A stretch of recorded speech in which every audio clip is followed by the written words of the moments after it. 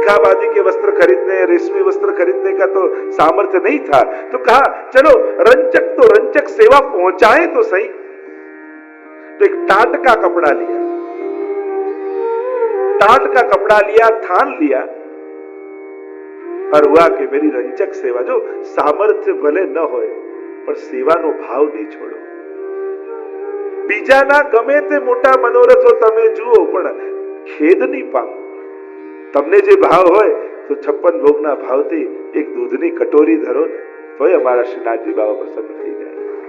જ્યારે સામર્થ્ય આવશે ત્યારે 56 ભોગે કરીશું, પણ એ ભાવ કરીને રંચક કણિકા આરોગ આવવાથી પણ પ્રભુ પ્રસન્ન થાય છે। हुआ कि और तो कुछ खरीदने का सामर्थ्य है नहीं, तो टाट का कपड़ा लिया, थान लिया और भिजवाया किसी से श्री जी द्वारा। और मनोमन विनंती श्री जी को ये कि मैं तो मेरी सेवा पहुंचा रहा हूं, पर प्रभु ये आपके लायक नहीं, इसको कृपा करके आप धरना मत, क्योंकि ये आपके लायक नहीं। आप तो उत्तम वस्तु के भोक्ता हो, ये टाट का कपड़ा थोड़ी आपको शोभेगा, ये तो आपके भंडार में भी न शोभे। पर मेरी सेवा में न चूक जाऊं इसलिए भिजवा रहा हूं। और यहां शीतकाल प्रारंभ की शुरुआत हुई। हमारे यहाँ सेवा क्रम में जब भी देव दिवाली आती है तब उत्तिष्ठत 3 बार सिंहासन को ऊंचा किया जाता है, देवताएं जागते हैं। उस दिन अंगीठी और गद्दल श्री जी को सेवा में आते, प्रभु को आते हैं। और यहाँ शीतकाल का समय शुरू हुआ। गोसाई जी ने देव दिवाली में सब जब क्रम किया और श्रीनाथ जी को गद्दल धरने की बारी आई और अंगीठी में तपाकर गद्दल धराए जाते हैं ठाकुर जी को सेवा क्रम में। और गोसाई जी ने पूछा कि गद्दल आए हैं? हाँ जयराज, कई वैष्णव के गद्दल आए, पधराओ। और सुंदर सुंदर कई वस्त्र और गद्दल आए हुए थे, कई वैष्णव ने पधराए थे। और गोसाई जी अंगीठी में तपा तपा के श्रीनाथ जी बाबा को धराने लगे। एक गद्दल पर इतनी ठंड है उस समय कि श्रीनाथ जी बाबा ध्रुज रहे, दांत किटकिटा रहे, ध्रुज रहे शरीर। अरे दूसरा गद्दल लाओ, तपाकर दूसरा गद्दल धराए। अरे तीसरा गद्दल लाओ, पर श्रीनाथ जी बाबा की ठंड दूर ही नहीं हो रही। गोसाई जी को हुआ इतने इतने गद्दल धराए, आत्म सुख का वागा धराया, फिर भी ठंड लग रही है श्री जी बाबा। फिर याद आया, मितरिया जी से, मुखिया जी से कहा, रे मुखिया जी वह त्रिपुरदास का गद्दल आया कि नहीं जो हर साल धराते हैं? जयराज आया तो है पर श्री जी के लायक नहीं।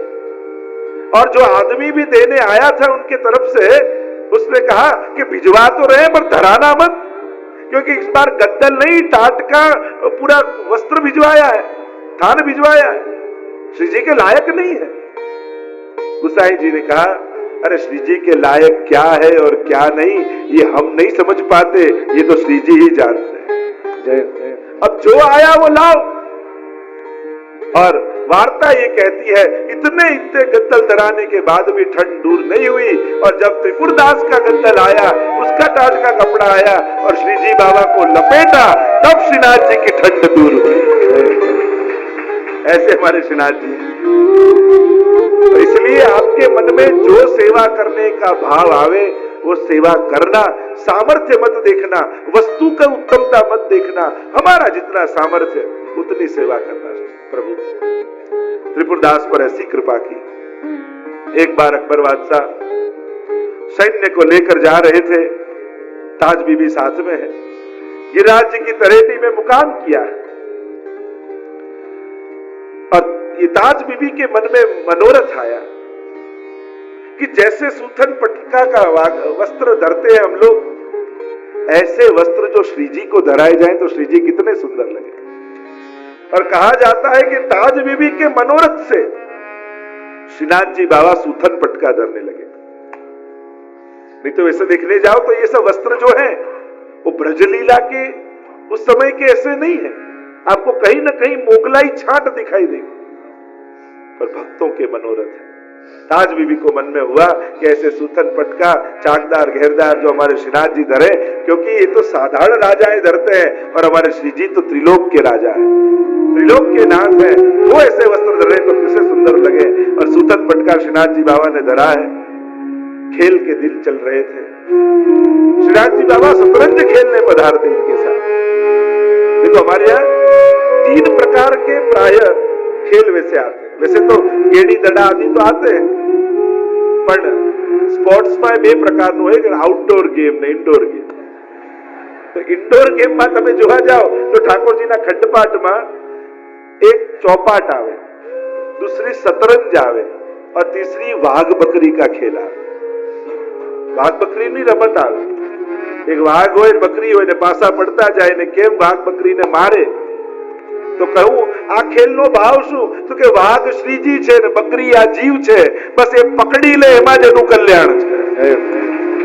આ ભાવના વાઘ બકરી ખેલની કે આ શ્રીજી જ વાઘ છે, આ જીવ રૂપી બકરીને પકડે ને એમાં જ એનો ઉદ્ધાર છે। तो ये 3 प्रकार के खेल वैसे धरे जाते हैं। तो यहाँ जब ताज बीबी ने खेल के दिनों में ऐसा विरह हुआ और अद्भुत धमार गाई ताज बीबी ने, और गाते गाते गाते श्री जी में ऐसी मग्न हो गई कि प्राण छूट गए। और ताज बीबी गान करते हुए बोली, और